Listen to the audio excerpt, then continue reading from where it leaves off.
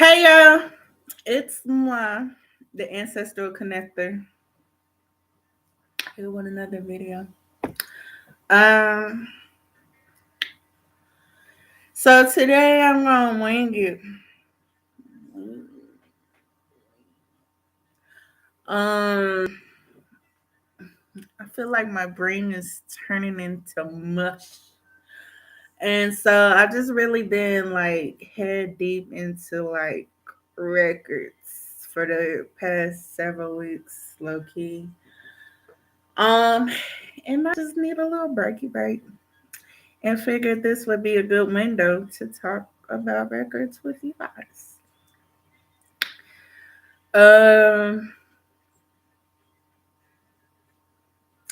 so you have I don't even have my book. You have original records, and then you have derivative records, and I hope I'm pronouncing that right. I'm pretty sure that's how you pronounce that. And so, original records are the best. Always, you always want it straight from the source.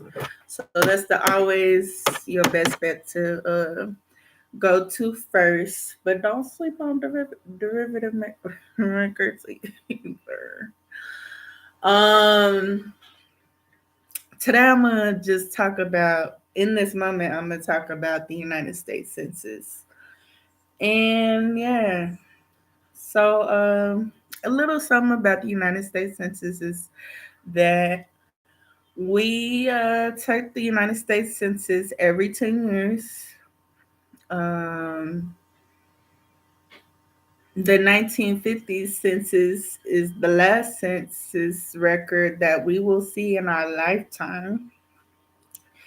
And that is because I can't remember which president was in office when they established this, but they determined that the average life is expectancy is every 72 years. And so the US Census is released every 72 years to protect to protect our privacy. And so that's why the 1950s is the last census we'll see in our lifetime. Um, and so yeah. Um, hmm. So yeah.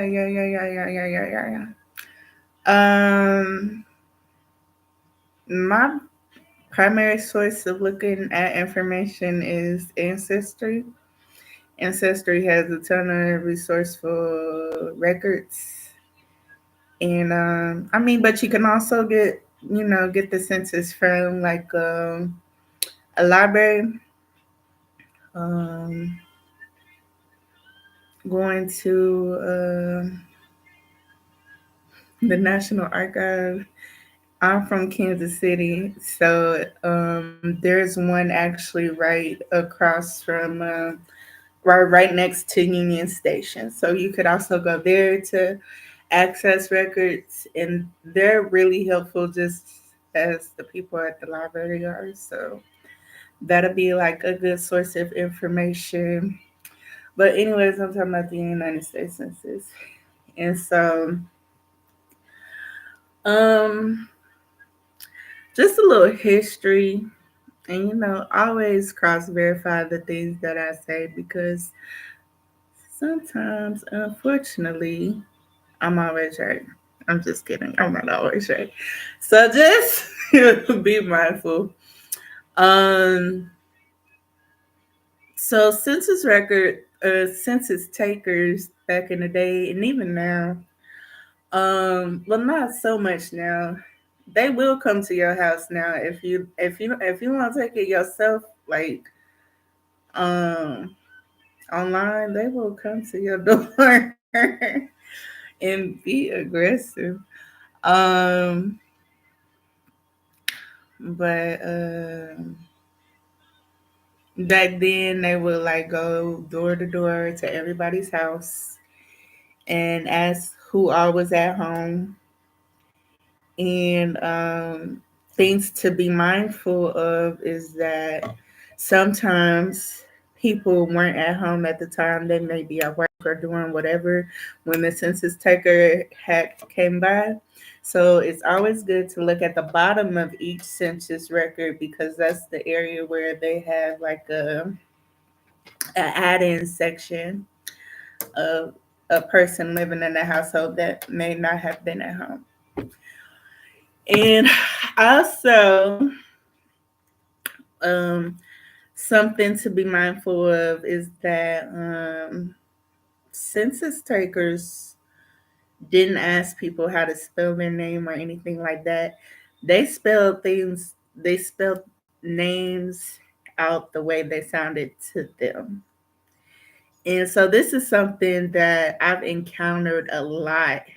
And you will definitely like not be able to find people if you don't know that. Cause it's so many records where I've encountered like misspellings. It's crazy. So that is definitely probably the biggest takeaway I would want you to have from this is to always kind of like don't go off of what you know, like just kind of look at the information, match up the years that somebody was born, match up the neighborhood, like okay, so and so lived in this neighborhood, they was born around this time too, but their name ain't spelled quite right. This might still be them. Like, you gotta like cross verify or correlate records. Or yeah, that's a good time in that moment. It's good to if you have another record like match records to kind of like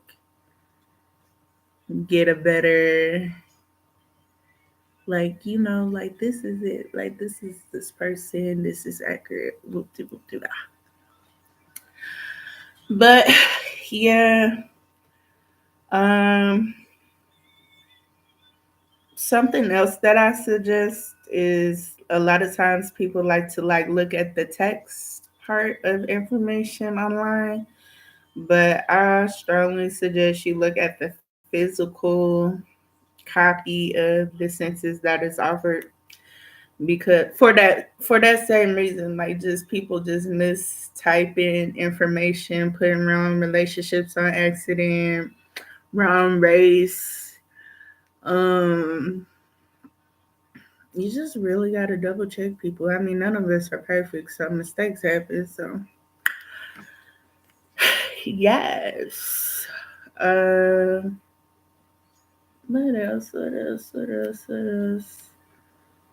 You definitely got to be careful with or be mindful of seniors and juniors and like looking at the years that people were born to not get them mixed up with other people, especially back in the day. They love to reuse names, even for women. Like daughters would rename their children, their mama's names. It was not just the men; it was the women too. And so you have to like be mindful to look at the entire document, like all of it. Um, be mindful of nicknames, family nicknames. People in the census name baby. Like your name is not baby. Why is your like? But census record takers come by and that's baby to them, so that's baby to you. So that's something else that you also have to be mindful of. Um, mm, mm. Oh, and so also, I believe this is where I'm telling you, you're gonna have to fact check me on. I believe it's the 1890 census. There was like a fire in one of them states that had a building that contained hella records, and it destroyed. I want to say these. It was some suckers who did it on purpose. Don't hold me to it. I might have to look up the story now. But the 1890 census, you may not be able to always find your family member in that time period because there was a fire that destroyed all of those records. So that's something to keep in mind. Um, when navigating records, you probably like, oh, how it go from 1880 to 1900? That's why. So yeah, so I think that's all I got for y'all. Anywho, so I hope y'all had a good holiday, having a good holiday. Happy Kwanzaa. It's day two. Day two is off the top of my head. I want to say self determination. Don't hold me to it, but happy Kwanzaa, anyways. Um, love, peace, and chicken grease, and I hope y'all keeping y'all heads up. Tough times don't last, but tough people do. Toodles.